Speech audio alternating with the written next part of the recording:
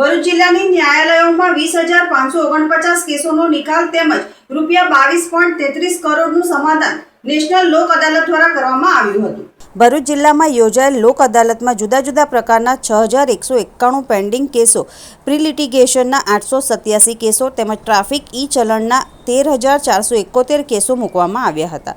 કુલે 20,549 કેસોનો કાયમી નિકાલ સાથે ₹22.33 લાખનું સમાધાન થયું હતું। છેલ્લા 10 વર્ષ કરતાં વધુ સમયથી પડતર 3 કેસોનો પણ સમાધાનથી નિકાલ થયો હતો।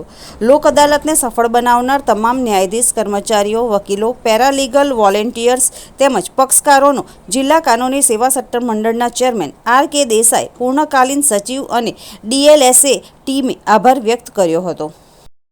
આ લોક અદાલતમાં અકસ્માત વળતર, cheque return, family dispute, traffic ચલણ જેવા પેન્ડિંગ કેસો તેમજ પ્રી લિટિગેશન કેસોનો પણ પક્ષકારો વચ્ચે પરસ્પર સંમતિથી કાયમી નિકાલ લવાયો હતો। ભરૂચ જિલ્લામાં જુદા જુદા પ્રકારના કુલે 6,191 પેન્ડિંગ કેસોનો નિકાલ થયો છે।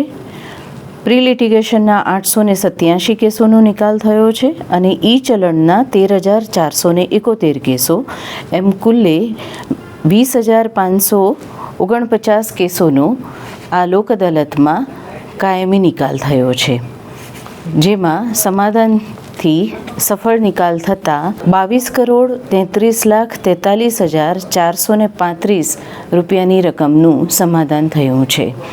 લોક અદાલતમાં ભાગ લેનાર તમામ ન્યાયાધીશ સાહેબો, કર્મચારીઓ, વકીલશ્રીઓ, પક્ષકારોનો નામદાર ચેરમેન સાહેબે આભાર વ્યક્ત કર્યો છે।